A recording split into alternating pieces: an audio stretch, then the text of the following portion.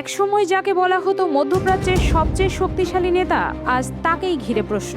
তিনি কি নিজের রাজনৈতিক কবর নিজেই খুঁড়ে ফেললেন? গাজা যুদ্ধ, লেবানন যুদ্ধ আর সবশেষে ইরানের সঙ্গে সংঘাত, সব জায়গায় শক্তি দেখাতে গিয়ে এখন কি উল্টো একা হয়ে গেলেন বেনিয়ামিন নেতানিয়াহু? সবচেয়ে বিস্ময়কর বিষয় হলো, এই বিশ্লেষণ এসেছে কোনো আরব রাষ্ট্রের গণমাধ্যম থেকে নয়, বরং ইসরায়েলের দীর্ঘদিনের মিত্র ব্রিটিশ সংবাদপত্র দ্য গার্ডিয়ান সরাসরি লিখেছে, ইরানকে হারাতে গিয়ে সবচেয়ে বড় পরাজিত ব্যক্তি এখন নেতানিয়াহু নিজেই।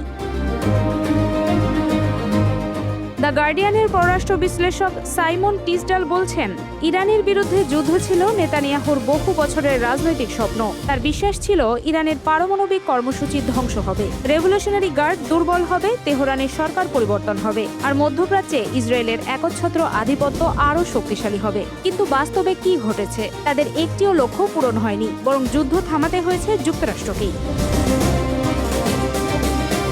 প্রতিবেদন অনুযায়ী সবচেয়ে বড় ধাক্কা এসেছে ওয়াশিংটন থেকেই। দীর্ঘদিন ধরে যুক্তরাষ্ট্র ও ইসরায়েলের সম্পর্ককে বলা হতো বিশেষ সম্পর্ক, যে সম্পর্কের ভিত্তিতে ইসরায়েল প্রতি বছর বিপুল সামরিক সহায়তা পেত। কিন্তু এখন সেই সম্পর্কেই দেখা দিয়েছে ভয়াবহ ফাটল। দ্য গার্ডিয়ানের দাবি, ডোনাল্ড ট্রাম্প আর নেতানিয়াহুর কথাবার্তা এখন প্রায় বন্ধ বলা যায়। হোয়াইট হাউসের ধারণা, ইরানকে খুব সহজে হারানো যাবে এমন গল্প শুনিয়েই নেতানিয়াহু যুক্তরাষ্ট্রকে এই যুদ্ধে টেনে এনেছিলেন।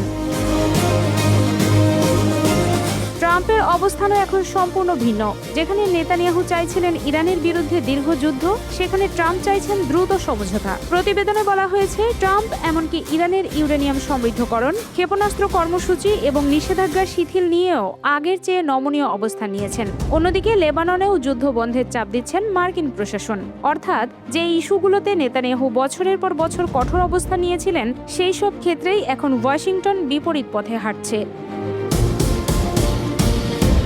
এই অবস্থায় সবচেয়ে বড় সংকটে পড়েছেন নেতানিয়াহু নিজেই, কারণ তার সামনে এখন দুই পথ। প্রথম পথ, ট্রাম্পের কথা মেনে যুদ্ধ থামানো, কিন্তু তাতে তার কট্টর ডানপন্থী জোট ভেঙে যেতে পারে। দ্বিতীয় পথ, ট্রাম্পকে অমান্য করা, কিন্তু তাতে যুক্তরাষ্ট্রের সঙ্গে সম্পর্ক আরও ভয়াবহ সংকটে পড়তে পারে। দুই দিকেই রাজনৈতিক ক্ষতি। দ্য গার্ডিয়ান আরও বলছে, নেতানিয়াহুর সবচেয়ে বড় ব্যর্থতা শুধু যুদ্ধ নয়, বরং তিনি আমেরিকার রাজনীতিতেও বিভাজন তৈরি করেছেন। একসময় যুক্তরাষ্ট্রের দুই প্রধান দলই ইসরায়েলকে প্রায় নিঃশর্ত সমর্থন দিত। এখন সেই ঐক্যমত্য ভেঙে যাচ্ছে। সাম্প্রতিক জরিপগুলোতে দেখা যাচ্ছে, ইতিহাসে প্রথমবারের মতো উল্লেখযোগ্য সংখ্যক মার্কিন নাগরিক ফিলিস্তিনিদের প্রতি বেশি সহানুভূতি দেখাচ্ছেন। এমনকি ট্রাম্পের মাগা সমর্থকদের মধ্যেও ইসরায়েলের প্রতি অন্ধ সমর্থন কমছে। বিশ্লেষকদের মতে, এটি শুধু একজন নেতার সংকট নয়, এটি মধ্যপ্রাচ্যের শক্তির ভারসাম্য বদলে যাওয়ারও ইঙ্গিত। যদি ওয়াশিংটন সত্যিই ইসরায়েলকে আগের মতো নিঃস্বার্থ সমর্থন না দেয়, তাহলে নেতানিয়াহুর বহুদিনের বৃহত্তর ইসরায়েল স্বপ্নও বড় ধাক্কা খেতে পারে। অন্যদিকে ইরান আন্তর্জাতিক অঙ্গনে আবারও শক্তিশালী অবস্থানে ফিরে পাওয়ার সুযোগ পেতে পারে।